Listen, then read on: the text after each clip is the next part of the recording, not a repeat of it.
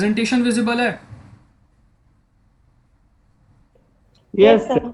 Yes sir. Okay, voice सही आ रही है? Yes sir. ओके, तो हम स्टार्ट करते हैं unit two yes sir, capacitor. Voice भी clear. Unit two capacitor start हम करते हैं। और बीच में कोई अभी कुछ मत बोलना, जब मैं पूछूंगा कोई डाउट है कि नहीं तभी आप लोग बोलना, ओके? क्योंकि स्क्रीन में रिकॉर्ड भी कर रहा हूँ। ठीक है, तो देखिए बेसिकली कैपेसिटर है क्या। आपको तीन तरीके के एलिमेंट्स पूरी इलेक्ट्रिकल टर्मिनोलॉजी में मिलते हैं। एक आपको मिलता है रजिस्टर, एक आपको मिलता है इंडक्टर, और एक आपको मिलता है कैपेसिटर। रजिस्टर एक, ये तीनों बाइलैटरल एलिमेंट होते हैं।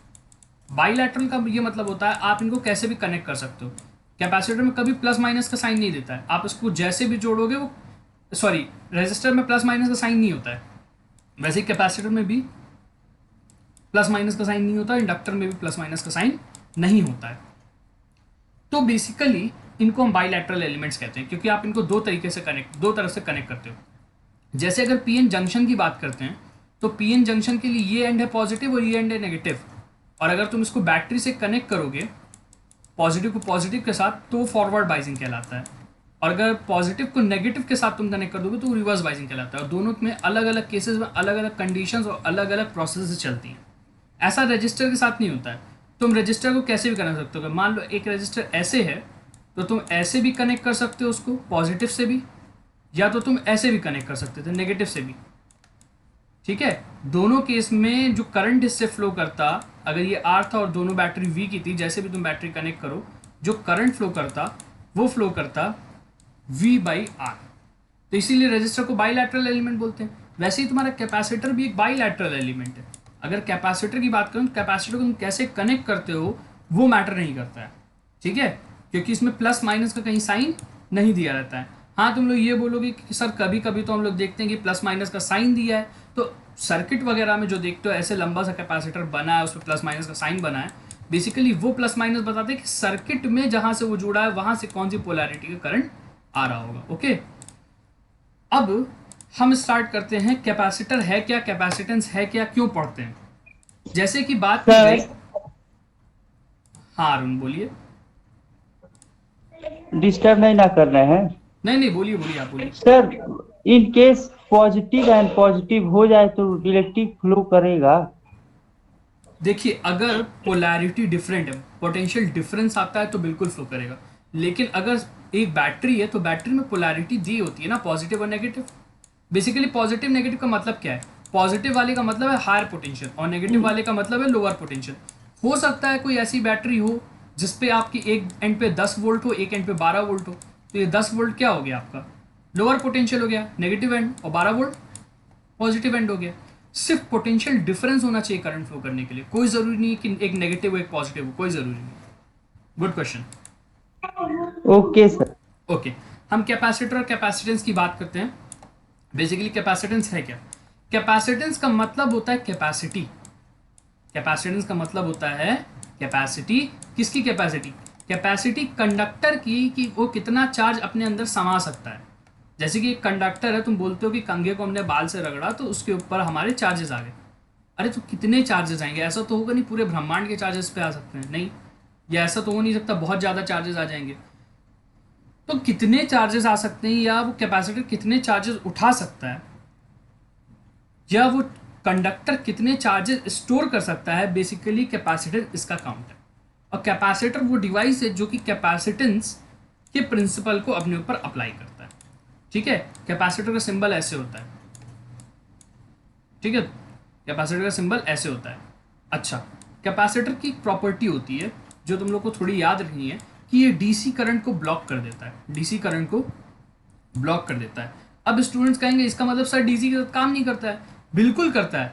अगर तुम लोग कभी अपने घर पे उसको क्या कहते हैं, मिस्त्री को या जो इलेक्ट्रिशियन उनको आते देखे हो, तो कैपेसिटर को टेस्ट करने के लिए वो क्या करते हैं, वो उनको सॉकेट में कैपेसिटर की दोनों वायर लगा देते हैं, और लगाने के बाद स्विच ऑन कर देते हैं, और फिर 1 सेकंड बाद उसको निकाल लेते हैं। निकालने के बाद जब दोनों वायर को वो लोग टच करते हैं तो उनको स्पार्क मिलता है, बहुत तेज स्पार्क मिलता है। और फिर जब टच करते हैं तो कोई स्पार्क नहीं मिलता है, एक ही बार में बहुत सारा।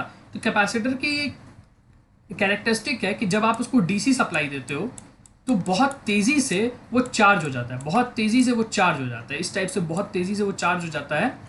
और जैसे ही तुम उसको सटाते हो दोनों एंड को, तो बहुत तेज़ी से शॉर्ट सर्किट करके चार्ज डिस्चार्ज भी हो जाता है। तो डीसी के साथ कैपेसिटर अच्छे से वर्क नहीं करता है, ठीक है। कैपेसिटर बेसिकली एसी सर्किट्स के साथ वर्क करता है। यही थ्योरी होती है इंडक्टर के साथ भी, पर इंडक्टर के मतलब वर्किंग दूसरी, कैपेसिटर एकदम मत समझ लेना। पर इंडक्टर भी क्या करता है कि डीसी के लिए, डीसी के साथ वो वर्क नहीं करता है, एसी के साथ वो प्रॉपर वर्क करता है, ठीक। तो capacitor is the arrangement of the conductors with the purpose of storing charge. Basically दो कंडक्टर्स के बीच में हम चार्ज को स्टोर करते हैं। जैसे कि ये आपका स्फेरिकल कंडक्टर है और इसके बीच में ये जो रीजन है, हम इसमें चार्ज को स्टोर करते हैं, ठीक। तो कैसे स्टोर करते हैं, क्या पोटेंशियल अप्लाई करते हैं, वो सारी चीज़ें हम अभी पढ़ेंगे। इसी थ्योरी को हम बोलते हैं कैपेसिटर, कैपेसिटेंस। और इस थ्योरी को जो डिवाइस रियलिटी में बदलता है वो है capacitor. So capacitance is a phenomena but capacitor is an electrical element. ये चीज़ आपको याद रखनी है, ठीक है। ये स्लाइड, ये वाला स्लाइड क्लियर है? जस्ट एक मिनट, आई थिंक कोई एंट्री ले रहा है, ठीक है। ये स्लाइड आपको क्लियर है कैपेसिटेंस और कैपेसिटर वाली? Good morning Yes. Sir. Good morning. और बताइए, ये साइड आपको विजिबल है ना? Important terminologies. Hello, Yes, sir. Okay. तो इलेक्ट्रोस्टैटिक शील्डिंग क्या है? इलेक्ट्रोस्टैटिक शील्डिंग, जैसे कि मैंने अभी आपको उस दिन थोड़ा बहुत एक्सप्लेन किया था जो लोग क्लास में थे। इलेक्ट्रोस्टैटिक शील्डिंग का मतलब ये है कि आपको एक सर्टेन रीजन को इलेक्ट्रिक फील्ड से प्रोटेक्ट करना होता है, ठीक है। इलेक्ट्रिक फील्ड से प्रोटेक्ट करना होता है। जैसे कि मान लीजिए कि ये आपका कंडक्टर है और इसके अंदर ये कैविटी में आपने कुछ चार्ज रख दिया है, अंदर की तरफ चार्जेस इंड्यूस कर दिए कि इलेक्ट्रिक फील्ड आपने वो कैविटी के अंदर किसी तरह से आपने इलेक्ट्रिक फील्ड दे दी है, ठीक है। तो बाहर जो इलेक्ट्रिक फील्ड होगी, अंदर उतनी ही इलेक्ट्रिक फील्ड आप इंड्यूस करेंगे कि इस फील्ड को कैंसिल कर दे। तो इलेक्ट्रोस्टैटिक शील्डिंग बेसिकली है क्या? इलेक्ट्रोस्टैटिक शील्डिंग का ऐसा मतलब समझिए, जैसे कि मान लीजिए आपके पास कोई डिवाइस है, ठीक है, जो कि आपका सपोज करंट मेजर करता है मिली एम्पियर्स में, ठीक है। सपोज कीजिएगा करंट मेजर करता है मिली एम्पियर में।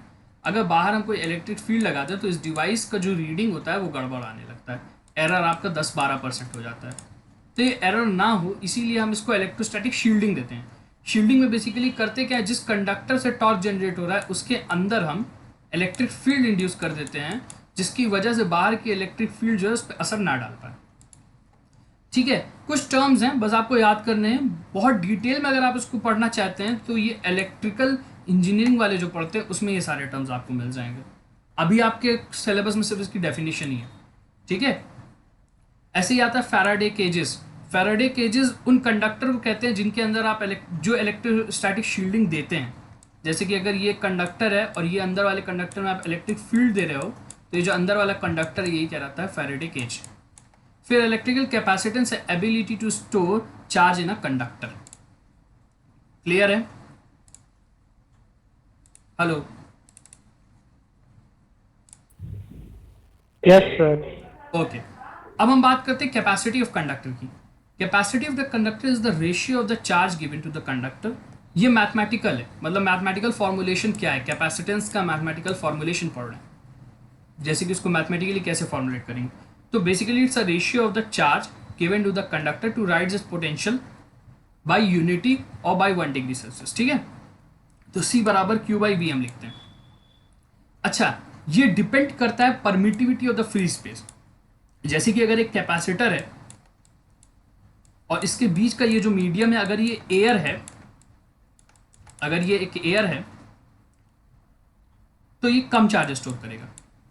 अगर ये बीच के हिस्से को तुम मेटल से भर दो तो ये और कम चार्ज स्टोर करेगा, और अगर तुम डाइइलेक्ट्रिक से भर दो,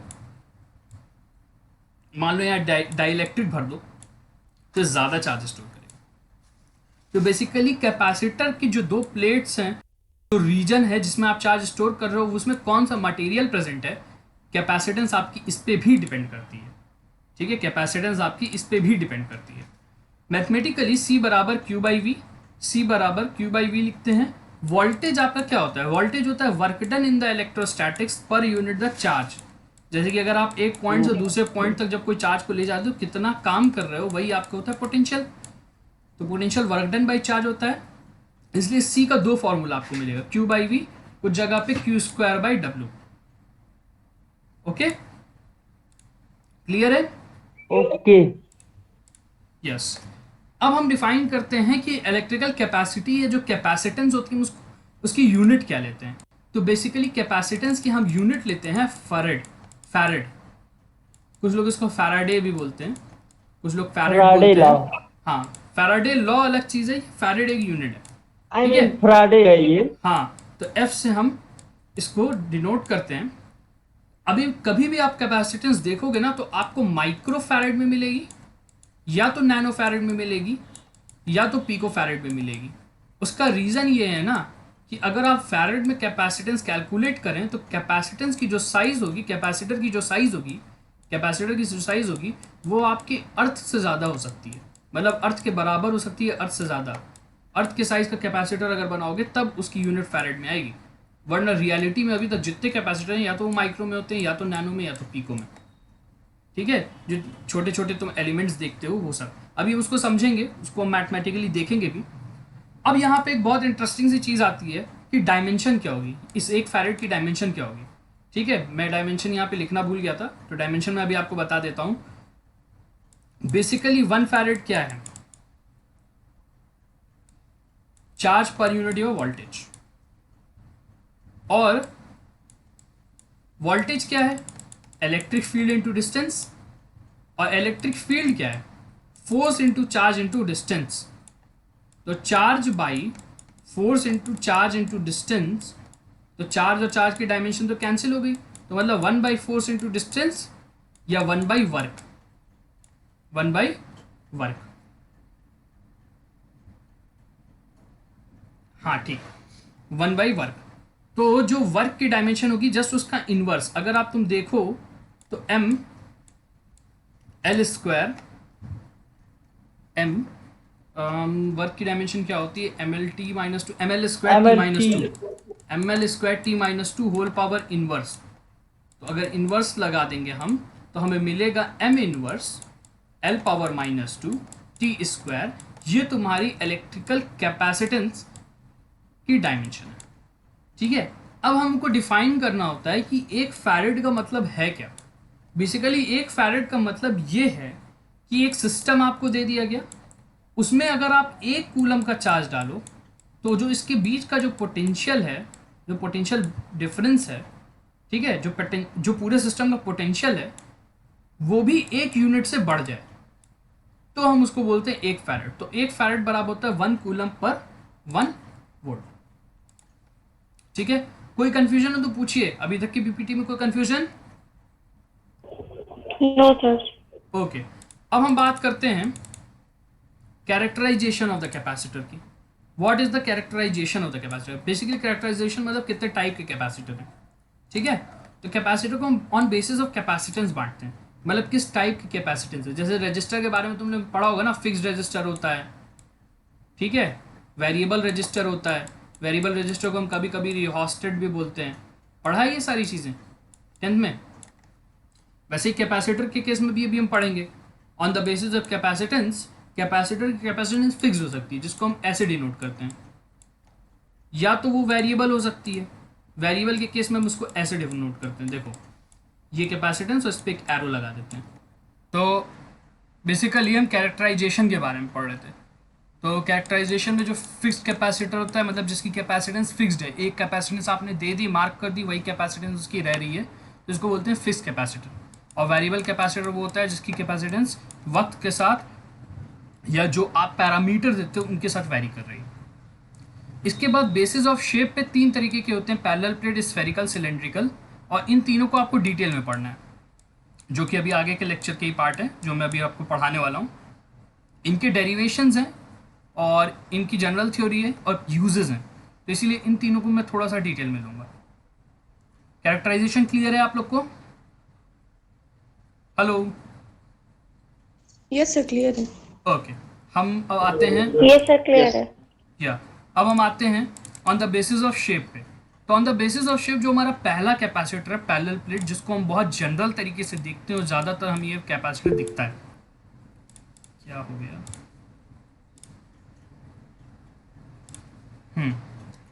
ठीक है, ये आपका पैरेलल प्लेट कैपेसिटर है। जनरली डिनोट भी डायग्राम में भी इसको ऐसे करते हैं, और इसका फिगर आप लोग को विजिबल है? फिगर देख पा रहे हो आप लोग?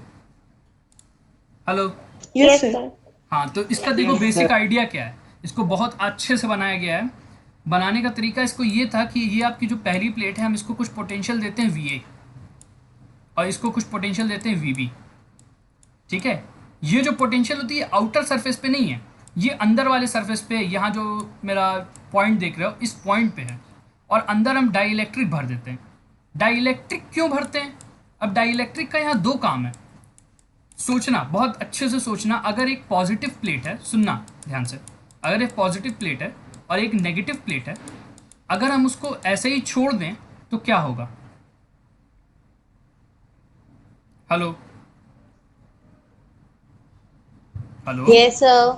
हाँ, मैं ये सर पूछ रहा वो हूँ, दोनों आपस में अट्रैक्ट कर देंगे। अट्रैक्ट कर देंगे तो चिपक जाएंगे। अगर चिपक जाएंगे तो चार्ज न्यूट्रलाइज हो गया, चार्ज इसके बीच स्टोर कहाँ हुआ? हो पाएगा charge store? Sir, no sir. नहीं हो पाएगा। तो इसीलिए हम बीच में डाइइलेक्ट्रिक भर देते हैं। अब डाइइलेक्ट्रिक क्या होता है? डाइइलेक्ट्रिक का बेसिकली ये होता है, जैसे कि तुम कंडक्टर को अगर देखो, कंडक्टर को देखो, बाहर कोई चार्ज रख दो तो बाहर के चार्ज की वजह से कंडक्टर के अंदर कोई इलेक्ट्रिक फील्ड नहीं आती है, इलेक्ट्रिक फील्ड जीरो हो जाती है। लेकिन वही अगर तुम डाइइलेक्ट्रिक रख दो, वही अगर तुम यहाँ एक डाइइलेक्ट्रिक रख दो और बाहर कोई चार्ज रख दो जिसकी वजह से इलेक्ट्रिक फील्ड ऐसे आ रही है, तो डाइइलेक्ट्रिक के अंदर उल्टी दिशा में एक इलेक्ट्रिक फील्ड आ जाती है जो कि इंड्यूस इलेक्ट्रिक फील्ड होती है। ठीक है, तो डाइइलेक्ट्रिक अपने अंदर खुद की एक इलेक्ट्रिक फील्ड फॉर्म करता है।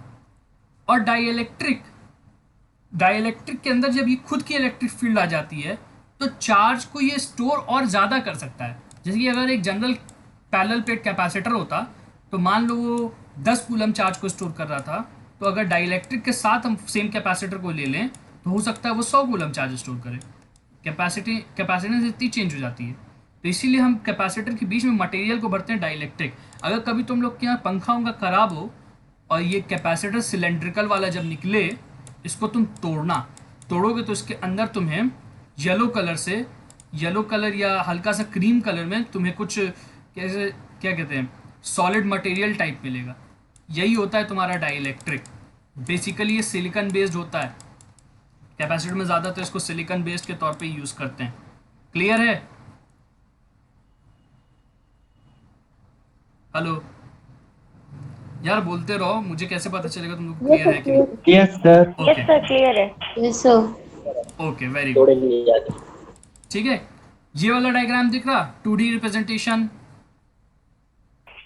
Yes, sir. हाँ, अब यहाँ Yes, sir. यहाँ ध्यान से देखो, उसने यहाँ अर्थिंग की हुई है। अर्थिंग इसलिए की है कि अगर यहाँ नेगेटिव है तो यहाँ भी नेगेटिव आ जाता, लेकिन हमें चार्ज का पोटेंशियल ज़्यादा चाहिए होती है, तो इसी वजह से हम जब अर्थिंग कर देते हैं तो ज़्यादा सारी पोटेंशियल यहाँ पे हो जाती है। हमें बेसिकली इस साइड की पोटेंशियल से कोई मतलब ही नहीं है, इस साइड की पोटेंशियल से हमें कोई मतलब नहीं है, ना इस साइड के पॉजिटिव चार्ज से सर मतलब है। कलर चेंज कर लीजिए। हाँ, कलर चेंज कर लेता हूँ, एक मिनट। हमें इस साइड के चार्ज से और इधर जो चार्ज आने वाला था इससे कोई मतलब ही नहीं है, हमें सिर्फ मतलब है बीच के चार्जेस से। ठीक है, सिर्फ ये जो बीच में चार्ज है हमें सिर्फ इससे मतलब है। ठीक, अब जब अंदर चार्जेस आएंगे, जैसे कि तुम लोग को मैंने एक डेरिवेशन पढ़ाया होगा, अगर तुम लोग को थोड़ा बहुत याद हो, एक डेरिवेशन पढ़ाया होगा कि एक सिंगल प्लेट है, एक मिनट। अगर एक सिंगल प्लेट है, इस टाइप की एक सिंगल प्लेट है जो सिग्मा से चार्ज्ड है, तो किसी भी पॉइंट पर इस प्लेट की वजह से जो इलेक्ट्रिक फील्ड होती है वो होती है सिग्मा बाई एप्सिलॉन नॉट। ठीक है, सिग्मा बाई 2 एप्सिलॉन नॉट एक साइड की वजह से किसी भी पॉइंट पर इलेक्ट्रिक फील्ड होती है, किसी भी पॉइंट पर। ठीक, अगर दो प्लेट्स होंगी, एक माइनस सिग्मा की, एक प्लस सिग्मा की, इस पॉइंट पे देखो तो इस माइनस सिग्मा की वजह से इलेक्ट्रिक फील्ड किधर है? इस डायरेक्शन में है और प्लस सिग्मा की वजह से इलेक्ट्रिक फील्ड इस डायरेक्शन में, दोनों इलेक्ट्रिक फील्ड सेम डायरेक्शन में है। तो दोनों इलेक्ट्रिक फील्ड क्योंकि सेम डायरेक्शन में है तो जो नेट इलेक्ट्रिक फील्ड है वो है सिग्मा बाई एप्सिलॉन नॉट। ठीक है, सिग्मा बाई एप्सिलॉन नॉट। अच्छा, पोटेंशियल क्या होता है? पोटेंशियल होता है ई डॉट डी। तो हो गया सिग्मा बाई एप्सिलॉन नॉट।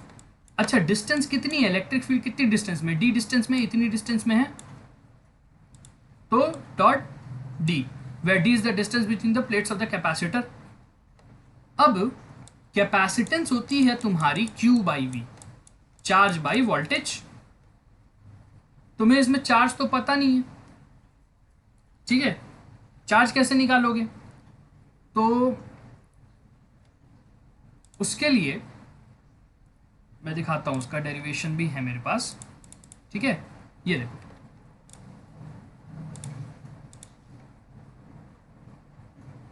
कहाँ गया, ये देखो, अगर एक प्लेट है वो सिग्मा से चार्ज्ड है और उस प्लेट का एरिया मैं आपको ए दे दूं तो सिग्मा बराबर होता है चार्ज बाई एरिया। तो चार्ज बराबर क्या हो गया? Sigma into area. ठीक है, तो sigma by area, sigma D by epsilon not, ये आपकी कैपेसिटेंस होगी। सिग्मा सिग्मा कैंसिल हो गया तो epsilon not a by D, ये आपकी कैपेसिटेंस हो गई एक पैरेलल प्लेट कैपेसिटर के लिए। ठीक, क्लियर है? डेरिवेशन शॉर्ट हैंड में जो मैंने बताया, अभी मैं इसको डिटेल में भी बताता हूँ आपको लिखना कैसे और समझना कैसे उसको। ठीक है, हाँ अब पैरेलल प्लेट कैपेसिटर में हम करते क्या हैं कि देखो, बनाने के लिए हम करते क्या हैं, उन मेटालिक प्लेट्स को ले लेते हैं और इनको या तो बाहर से इंसुलेटेड कर देते हैं या बाहर से हम अर्थिंग दे देते हैं ताकि जो भी चार्जेस हमें मिले वो अंदर मिले। ठीक है, जब चार्जेस अंदर होते हैं तो अंदर हमारी इलेक्ट्रिक फील्ड आ जाती है और इलेक्ट्रिक फील्ड के अंदर हम चार्जेस को स्टोर करते हैं। अब आपका एक बहुत बेसिक सा क्वेश्चन होगा, सर चार्ज स्टोर हो रहा है तो इसका मतलब इलेक्ट्रिक फील्ड में अगर वो स्टोर हो रहा है तो इसका मतलब उसमें फोर्स लग रही है, फोर्स लग रही है तो इसका मतलब कोई एनर्जी स्टोर हो रही है। बिल्कुल एनर्जी स्टोर हो रही है। कैपेसिटर आपकी पोटेंशियल एनर्जी स्टोर करता है। बेसिकली वो चार्ज तो स्टोर कर ही रहा है लेकिन रियलिटी में वो क्या स्टोर करता है? रियलिटी में पोटेंशियल एनर्जी स्टोर करता है। और चार्जेस कहाँ स्टोर करेगा भाई? अगर हवा है, मान लो एयर बेस्ड कैपेसिटर है, ये बीच में हवा है तो हवा में तो चार्जेस स्टोर नहीं होंगे, तब चार्जेस कहाँ स्टोर होंगे? प्लेट पे। और अगर डाइइलेक्ट्रिक है तो डाइइलेक्ट्रिक की सरफेस पे और प्लेट की सरफेस पे। अब समझे डाइइलेक्ट्रिक लगाने से क्यों चार्ज ज़्यादा हम स्टोर कर सकते हैं? क्योंकि अगर ध्यान से देखो, अगर एक डाइइलेक्ट्रिक लगाए ना तो हमारे पास 4 सरफेसेस हैं। हमारे पास बेसिकली 4 सरफेस है, एक ये वाली सरफेस, एक ये वाली सरफेस, एक ये वाली सरफेस, एक ये वाली सरफेस। तो 4 सरफेस है, 4 सरफेस पे चार्ज स्टोर हो रहा। अगर बिना डाइइलेक्ट्रिक के देखो, अगर सिंपल कैपेसिटर देखो तो चार्ज सिर्फ दो सरफेस पे स्टोर हो रहा है। इसीलिए डाइइलेक्ट्रिक लगाने से चार्ज का स्टोरेज बढ़ जाता है, ज़्यादा चार्ज स्टोर कर पाओगे। ठीक है, क्लियर है ये part? Hello, yes sir clear है। ओके। अब इसके बाद ये परमिटिविटी पे भी डिपेंड करता है। अगर E की वैल्यू ज़्यादा होगी, जैसे कि तुम लोग ने पढ़ा होगा एप्सिलॉन नॉट बाई EM बराबर होता है डाइइलेक्ट्रिक कांस्टेंट K के। जस्ट एक मिनट में कलर चेंज कर लूँ। ठीक, जहाँ पे K कहलाता है हमारा डाइइलेक्ट्रिक कांस्टेंट। तो एप्सिलॉन नॉट बेसिकली क्या है? मीडियम की परमिटिविटी इनटू डाइइलेक्ट्रिक कांस्टेंट। तो मीडियम की परमिटिविटी ज़्यादा होगी तो आपकी कैपेसिटेंस होती है epsilon not A by D. तो अगर हम इसको लिखें ध्यान से तो EM K A by D, मतलब अगर K की वैल्यू ज़्यादा होगी, डाइइलेक्ट्रिक कांस्टेंट ज़्यादा होगा, जैसे पानी के लिए डाइइलेक्ट्रिक कांस्टेंट 81 है, तो उस केस में कैपेसिटेंस भी क्या होगी? ज़्यादा होगी। एयर के लिए डाइइलेक्ट्रिक कांस्टेंट 1 है, मेटल के लिए इनफाइनाइट है, अलग अलग मटेरियल के अलग अलग होता है, उसके ऊपर भी अभी एक डिस्कशन है हमारा। ये थ्योरी है, ये तुम पढ़ोगे, मतलब कैसे लिखा जाता है एग्जाम में वो चीज़ है। तुम चाहो तो लिख लो, चाहो तो ना लिखो। मेन डेरिवेशन ये, तुम्हें ये चीज़ याद रखनी है कि इलेक्ट्रिक फील्ड एक प्लेट की वजह से होगी सिग्मा बाई 2 एप्सिलॉन नॉट। अच्छा हाँ, एक और चीज़ मैं आपको बताना भूल गया, जो आप प्लेट्स लोगे ना वो सेम नेचर के लोगे। ऐसा मत कर देना कि ये प्लेट आप ले रहे हो उसकी सिल्वर की और ये प्लेट ले रहे हो आप गन मेटल की, ऐसा मत कर देना। ठीक है, प्लेट जो लोगे एकदम सेम वो क्या कहते हैं मटेरियल की लोगे, ताकि जो उसका सिग्मा हो वो सेम हो। और अगर सिग्मा सेम होगा तो दोनों इलेक्ट्रिक फील्ड सेम आएगी और यूनिफॉर्म इलेक्ट्रिक फील्ड इसके बीच होगी। कैपेसिटर के बीच कभी भी नॉन यूनिफॉर्म इलेक्ट्रिक फील्ड नहीं आती है, हमेशा यूनिफॉर्म इलेक्ट्रिक फील्ड होती है। अब इसके बाद वोल्टेज निकाल लोगे, वोल्टेज तुम्हें मिल जाएगा, इलेक्ट्रिक फील्ड तुम्हें मिल गई है, इलेक्ट्रिक फील्ड से तुमने वोल्टेज निकाल लिया है। कैपेसिटेंस बराबर होता है Q बाई V। एक प्लेट की वजह से चार्ज कितना आया, सिग्मा ए, जहाँ पे ए एरिया है, और वोल्टेज तुम्हारा है epsilon not sigma A by D. Sigma A by नहीं, सिग्मा ए बाई डी नहीं, एक मिनट में कुछ कंफ्यूज हूँ क्या। हाँ ठीक ठीक ठीक, वोल्टेज तुम्हारा आया sigma by epsilon not D, और जो तुम्हारा चार्ज आया वो है सिग्मा ए। सिग्मा सिग्मा कैंसिल हो गया तो epsilon not a by D. सबसे सिंपल डेरिवेशन होता है पैरेलल प्लेट कैपेसिटर का, कोई इंटीग्रेशन नहीं, कोई कुछ नहीं, सबसे इजी डेरिवेशन है और समझने में भी आसान है। डायरेक्ट हम तो ऐसे ही डेरिवेशन कर देते हैं, एक लाइन का डेरिवेशन है बस इसका। इसका डेरिवेशन क्लियर है? Hello hello, yes sir. Okay. अब हमारा डिस्कशन है कि डाइलेक्ट्रिक कांस्टेंट क्या होता है। डाइलेक्ट्रिक कांस्टेंट हम इतनी देर से बोल रहे हैं, फर्स्ट लेक्चर से बोल रहे हैं, होता क्या है डाइलेक्ट्रिक कांस्टेंट। तो बेसिकली डाइलेक्ट्रिक कांस्टेंट, डाइलेक्ट्रिक समझते हैं पहले, डाइलेक्ट्रिक क्या है। डाइलेक्ट्रिक एक ऐसा मटेरियल है जो कि इंसुलेटर का काम करता है, जो कि इंसुलेटर का काम करता है पर कंडक्टिंग इफेक्ट शो करता है। बात समझना, कंडक्टर नहीं है इंसुलेटर, लेकिन कंडक्टिंग इफेक्ट शो करेगा। मतलब करेगा कि ये चार्ज को उठाएगा भी और बाहरी इलेक्ट्रिक फील्ड से प्रोटेक्ट भी करेगा। इंसुलेटर क्या होता है, जो बाहरी इलेक्ट्रिक फील्ड से प्रोटेक्ट करे आपको, लेकिन खुद के अंदर एक इलेक्ट्रिक फील्ड जनरेट कर देता है। यही एक फर्क होता है कंडक्टर डाइलेक्ट्रिक में और इंसुलेटर और डाइलेक्ट्रिक में। इंसुलेटर के अंदर नहीं इलेक्ट्रिक फील्ड आएगी, ना कंडक्टर के अंदर इलेक्ट्रिक फील्ड आएगी। अगर लेकिन एक मटेरियल डाइलेक्ट्रिक है तो उसके अंदर इलेक्ट्रिक फील्ड आ जाती है और यूनिफॉर्म इलेक्ट्रिक फील्ड होती है। कितनी आती है, कैसे कैलकुलेट करेंगे, वो सारी चीज़ें मैं अभी आगे के लेक्चर में वो सब मैं बताऊंगा। ठीक है। अब एक टर्म आता है डाइलेक्ट्रिक कांस्टेंट। तो डाइलेक्ट्रिक कांस्टेंट बेसिकली है रेशियो।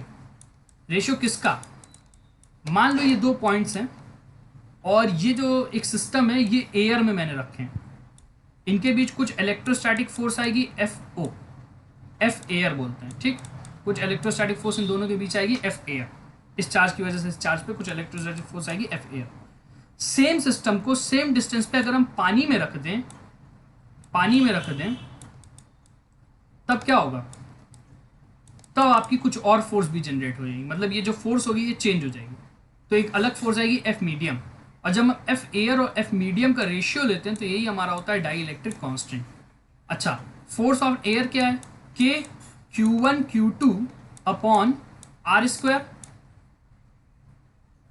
जहां पे K की वैल्यू 1/4 पाई एप्सिलॉन नॉट, तो हम K को रिप्लेस कर देते हैं 1/4 पाई एप्सिलॉन नॉट से, जहां एप्सिलॉन नॉट है relative permittivity of the air. Medium के केस में क्या होगा, मीडियम के केस में होगी 1/4 पाई EM। EM मतलब permittivity of the medium, medium में कितनी परमिटिविटी है, मीडियम कितनी इलेक्ट्रिक फील्ड अलाउ कर रहा है, Q1 Q2 upon R square. अब हमने बोला कि हमने सिस्टम को छेड़ा नहीं, सिस्टम वैसे का वैसे ही रहेगा। मतलब ये डिस्टेंस R है, ये Q1 है, ये Q2 है, एयर में भी और वाटर में भी, तो Q1 Q2 by R square और 4 पाई तो कट गया। अगर हम रेशियो देखें तो F एयर मतलब 1/एप्सिलॉन नॉट पाई 1/EM, तो बेसिकली हमारा रेशियो क्या निकला, EM by epsilon not. E air आपको पता है 8.85 क्रॉस 10⁻⁻12 है, और EM आपको निकालना होता है जब K आपको दिया रहता है, या EM दिया रहेगा तो आपको K निकालना होगा। अच्छा, ये सोच के देखो फोर्स अगर दिया है, अगर हम उसको चार्ज से डिवाइड कर दें तो हमें इलेक्ट्रिक फील्ड मिल जाती है। तो हम ये फार्मूला भी तो लिख सकते हैं, electric field in the air to the electric field in the medium, बिल्कुल लिख सकते हैं। मान लो एक चार्ज है, तुमने उसको एयर में रखा और किसी पी पॉइंट पर इलेक्ट्रिक फील्ड पूछ दी। अब सेम सिस्टम को तुम पानी में ले गए, तुमने पी पॉइंट पर इलेक्ट्रिक फील्ड पूछ दी। अरे तो अगर फोर्स चेंज हो रही है तो इस पॉइंट पर इलेक्ट्रिक फील्ड भी चेंज हो जाएगी। मतलब एयर के लिए इलेक्ट्रिक फील्ड खुद ई एयर होगी और वाटर में इलेक्ट्रिक फील्ड ई वाटर होगी, या मीडियम में इलेक्ट्रिक फील्ड ई मीडियम होगी। तो बेसिकली उसका फॉर्मूला क्या निकला, के बराबर E air by E media, F air by F media बराबर E medium by E air. ठीक है, क्लियर है ये चीज? Hello hello, Yes, sir, clear.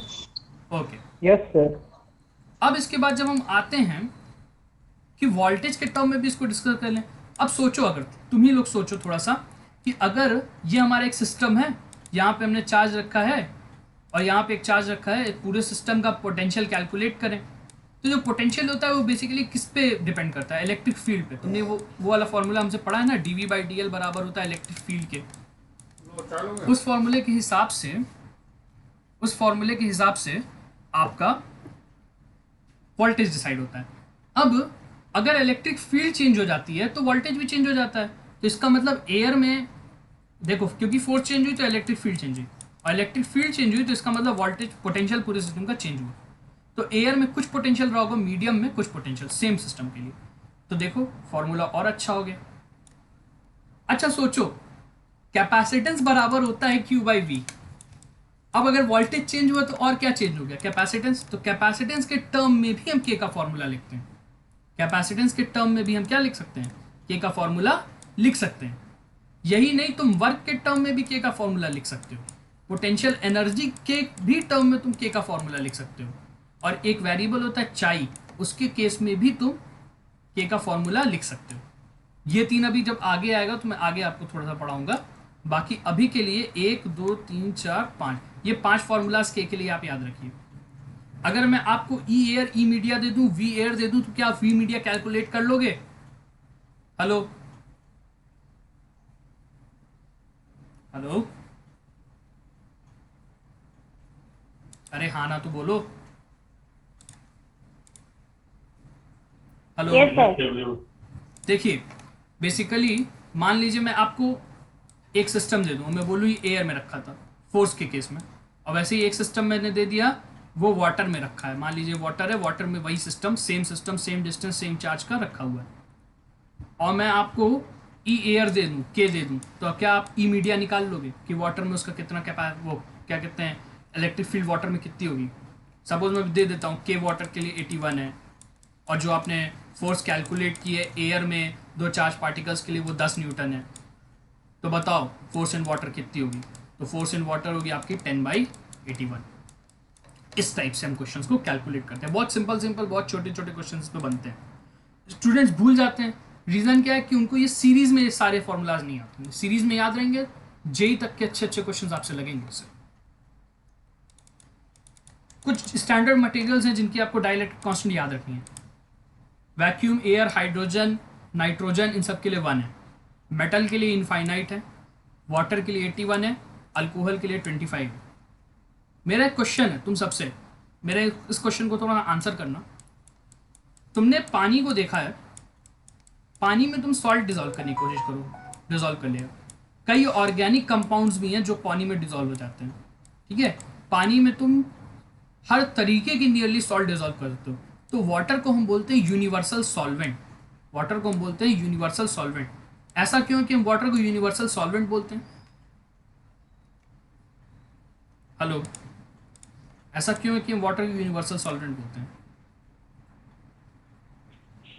क्योंकि सर उसकी डाइलेक्ट्रिक कांस्टेंट 81 के आसपास होती है, जिसकी सबसे वजह से वो बढ़िया ज़्यादा सॉल्वेंट होता डाइलेक्ट्रिक है। कांस्टेंट इस वक्त किसी मटेरियल की है तो वो वाटर। कंडक्टर के बाद सबसे ज़्यादा डाइलेक्ट्रिक कांस्टेंट जिसका है वो वाटर। तो वाटर जानते हो करता क्या है, डाइलेक्ट्रिक कांस्टेंट जब जहाँ पे आ जाती है खुद की इलेक्ट्रिक फील्ड वो जनरेट इतनी कर देता है कि वो मटेरियल को बहुत इजीली तोड़ सकता है। NaCl क्यों टूट रहा है? NaCl इसलिए टूट रहा है कि बाहर इतनी इलेक्ट्रिक फील्ड वो जनरेट कर देता है कि इसको अलग होना पड़ता है। तो वाटर डिसोशिएट कर देता है चीज़ों को, क्या कर देता है, बहुत इजीली डिसोशिएट कर देता है। डिसोशिएट कैसे कर रहा है? डिसोशिएट ऐसे कर रहा है कि आपका डाइलेक्ट्रिक कांस्टेंट ज़्यादा है, पानी हर चीज़ को ब्रेक कर रहा है। ठीक है, यही रीज़न है कि ये जो बॉडीज़ वगैरह होती हैं पानी में बहुत तेज़ सड़ती हैं। अगर आप क्या कहते हैं मरी हुई मछली पानी में फेंक दो तो बहुत तेज़ सड़ती है, मरी हुई मछली क्या मरा हुआ इंसान फेंक दो पानी में बहुत तेज़ सड़ेगा। ठीक, अब हम बात करते हैं स्फेरिकल कैपेसिटर की।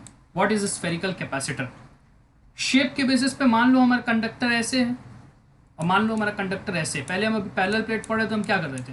इनर सरफेस पे पॉजिटिव, इनर सरफेस में नेगेटिव दे रहे थे। अब हम क्या करेंगे? पॉजिटिव इधर और सारे नेगेटिव चार्ज अंदर की तरफ, जैसे इसमें दिखाया है।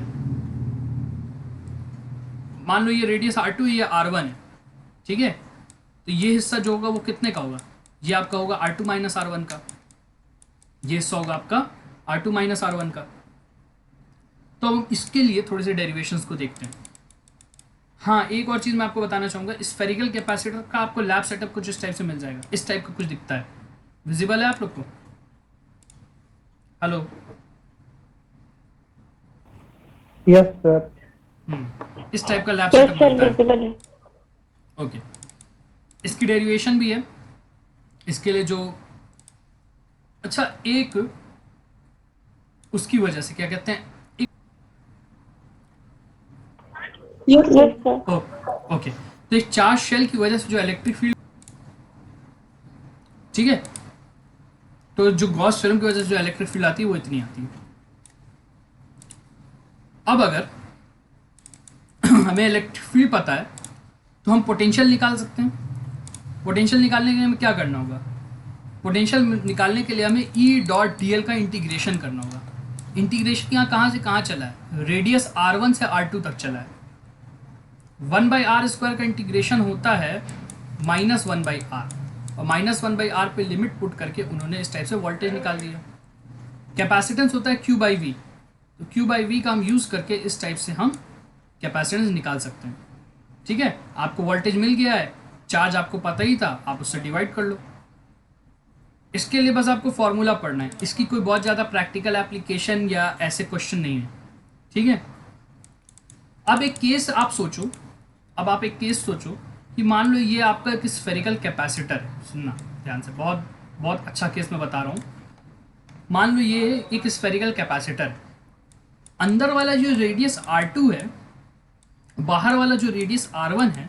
सपोज करो कि R2 नियरली R1 के बराबर है, मतलब यहाँ पे जो थिकनेस है आपकी, जो थिकनेस है वो टेंड कर रही है जीरो को, बिल्कुल भी थिक नहीं है। तो ये क्या है? ये आपका एक स्फेरिकल शेल है। याद करो मैंने तुम लोग को हॉलो शेल पढ़ाया था, याद है तुम लोग को कुछ हॉलो शेल वगैरह? Hello hello hello? Yes sir. हाँ, तो हॉलो शेल पढ़ाया था। अच्छा, हॉलो शेल है तो हॉलो शेल भी की भी कुछ कैपेसिटेंस हो सकती है क्योंकि थिकनेस एकदम तो जीरो होगी नहीं, कुछ ना कुछ थिकनेस रहेगी। तो आइसोलेटेड चार्जिंग कंडक्टिंग स्फीयर में, ठीक है, अगर एक चार्ज कंडक्टिंग स्फीयर है तो अंदर सारे चार्जेस होंगे, अंदर होंगे चार्जेस तो अंदर इलेक्ट्रिक फील्ड भी होगी। अगर अंदर इलेक्ट्रिक फील्ड होगी तो इसका मतलब आप अंदर चार्ज भी स्टोर कर सकते हो। तो वो हम कैसे कैलकुलेट करेंगे? तो उसके लिए डेरिवेशन कुछ ऐसे है कि जो अभी आपकी जो कैपेसिटेंस आई थी ना 4πε0 1/a माइनस 1/b, ये वाला जो फॉर्मूला आया था स्फेरिकल कैपेसिटर के लिए, तो मैंने बोला थिकनेस जीरो करनी है, तो इसका मतलब जो आपका b है वो आपको इनफाइनाइट रख देना है। b आपको इनफाइनाइट रख देना है और a आपको रेडियस के बराबर रख देना है। तो b इनफाइनाइट रखोगे तो ये टर्म जीरो और a आपका रेडियस के बराबर, तो 4πε0 r हो गया आपका कैपेसिटेंस। अच्छा, एक और चीज़ मैं आपको बता दूं, क्योंकि एक बार शेप फिक्स हो गया तो उसका रेडियस फिक्स होता है, तो इसलिए कैपेसिटेंस भी फिक्स होती है। क्लियर है? हेलो? Yes sir. अब हम देखते हैं सिलेंड्रिकल कैपेसिटर। सिलेंड्रिकल कैपेसिटर क्या है? सिलेंड्रिकल कैपेसिटर के मान लो हम अंदर पॉजिटिव और बाहर नेगेटिव, अंदर वाली लेयर के नेगेटिव चार्ज दे दें और आउटर लेयर के बाहरी सतह पे पॉजिटिव चार्ज दे दें, तो अंदर इस टाइप से एक इलेक्ट्रिक फील्ड फॉर्म हो जाएगी, होगी ना? अब जहाँ इलेक्ट्रिक फील्ड फॉर्म हुई है वहाँ पे तुम चार्ज को स्टोर कर सकते हो। अगर तुम चार्ज को इस अरेंजमेंट में स्टोर करो तो ये होता है सिलेंड्रिकल कैपेसिटर। सबसे ज़्यादा यूज़ किया जाता है ये कैपेसिटर। उसका रीज़न ये है कि स्फेरिकल कैपेसिटर बनाना मुश्किल है, उसके अंदर चार्ज देना मुश्किल है। पर इस वाले केस में बीच में कैविटी होती है तो अंदर आप इजीली चार्ज दे सकते हो, पहली चीज़। दूसरी चीज़ जो सबसे अहम है वो ये है कि सिलेंड्रिकल कैपेसिटर में आपको ज़्यादा स्पेस मिलता है। जैसे कि अगर स्फेरिकल की बात करो तो स्फेरिकल में स्पेस कम मिल रहा है और सिलेंड्रिकल कैपेसिटर में तुम्हें स्पेस ज़्यादा मिल रहा है चार्ज स्टोर करने का। इसी वजह से इस टाइप का तुम लोग ने देखा होगा, जब चार्जर वगैरह टूटता है तो इस टाइप का उसमें निकलता है। देखा है तुम लोग ने इस चीज़ को? हेलो हेलो, यस सर, सही सर। देखा होगा ना, इस टाइप का काला काला छोटा छोटा निकलता है, यही होता है तुम्हारा सिलेंड्रिकल कैपेसिटर। अच्छा, ये ज़रूरी है बहुत छोटे बने हों, बहुत बड़े भी बनते हैं। अगर तुम लोगों ने पंखे वगैरह का देखा हो, मेरे पास एक फ़ोटो थी, नहीं इसमें नहीं मैंने रखी हो फ़ोटो। पंखा वगैरह अगर कभी तुम लोग क्या ख़राब हो तो उसमें देखना वाइट कलर का एक बड़ा सा ऐसे ही निकलता है सिलेंडर टाइप का, वो भी सिलेंड्रिकल कैपेसिटर होता लगता है। है। हाँ, वो इसलिए लगता है ताकि आपके पंखे में स्पीड रहे। अगर वो आप नहीं लगाओगे तो पंखा आपका जल जाएगा 2 दिन के अंदर और स्पीड नहीं रहेगी पंखे में। ठीक है, हाँ सर, जब धीरा चल हाँ, जाता है तब कैपेसिटर अगर ख़राब हो जाता है ना तो स्पीड नहीं देता है अप्लायंस में। वो अप्लायंस से फ्लक्चुएशन और स्पीड को मेंटेन करने के लिए कैपेसिटर लगाया जाता है। ठीक है, इसकी डेरिवेशन भी अच्छी है। एक सिलेंडर की वजह से अंदर इलेक्ट्रिक फील्ड कितनी आ रही, गॉस थ्योरम से कैलकुलेट किया था, λ/2 पाई एप्सिलॉन नॉट आर, पिछले क्या कहते हैं 11th या 12th लेक्चर में।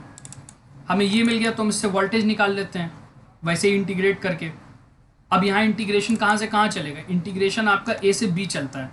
ए से बी मतलब अगर यहाँ तुम देखो तो ये रेडियस बी है और ये रेडियस ए है, तो ए से बी आपका इंटीग्रेशन चला, आप ये फॉर्मूला ले आए। आपको जब वोल्टेज मिल गया तो चार्ज आपका जो होता है, जो आपका चार्ज है वो सॉरी कैपेसिटेंस वो होती है चार्ज बाई वोल्टेज। अच्छा, अब यहाँ पे चार्ज क्या है? क्योंकि एक सिलेंडर है तो सिलेंडर लाइन चार्जेस की वजह से फॉर्म होता है, इसलिए से हम लिखते हैं λ/L। कुछ बुक्स में तुम्हें सिग्मा ए भी दिखेगा, वो भी हो सकता है, लेकिन कब हम ज़्यादातर λ/L यूज़ करते हैं, तो इसीलिए यहाँ λ/L लिखा है। अब जब C/L को लेते हैं तो ये एक अलग तरीके का रेशियो कहलाता है जिसको हम बोलते हैं कैपेसिटेंस पर यूनिट लेंथ। कितनी कैपेसिटेंस है एक यूनिट लेंथ के लिए उस चीज़ की। ठीक है, तो उसका यहाँ से फॉर्मूला ये मिल जाता है। इस फॉर्मूला को खोजना मत, बुक में नहीं मिलेगा ये फॉर्मूला मैंने खुद डिराइव किया था। मतलब ये केस था बुक में, ये फॉर्मूला भी दिया था, पर इसका डेरिवेशन आपको बुक में नहीं मिलेगा। अगर आप कुमार मित्तल पढ़ रहे हो या NCERT तो उसमें तो मिलने से रहेंगे। हाँ, अच्छी स्टैंडर्ड बुक में जाओगे तो उसका डेरिवेशन मिल भी सकता है। क्लियर है? Hello, yes sir. बुक में इसके ऊपर सॉल्व प्रॉब्लम्स देखना। ठीक है, आज जो मैंने पढ़ा है वो सारे डायरेक्ट क्वेश्चंस होते हैं। जैसे तुम्हें कैपेसिटेंस दे देगा, वोल्टेज दे देगा, तुमसे पूछ लेगा कितना चार्ज स्टोर है कैपेसिटर में, अरे तो Q = CV होता है डायरेक्ट। तो डायरेक्ट क्वेश्चन बनते हैं आज के लेक्चर में। नेक्स्ट लेक्चर बहुत इंपॉर्टेंट होने वाला है क्योंकि मैं उसमें आपको पैरेलल और सीरीज कॉम्बिनेशन पढ़ाऊंगा कैपेसिटर का, और एनर्जी स्टोर्ड क्या होती है कैपेसिटर में ये पढ़ाऊंगा। और एक चार्ज कैपेसिटर को जब आप एक अनचार्ज कैपेसिटर से कनेक्ट करते हो तब क्या ट्रांसफॉर्मेशन होते हैं वो पढ़ाऊंगा।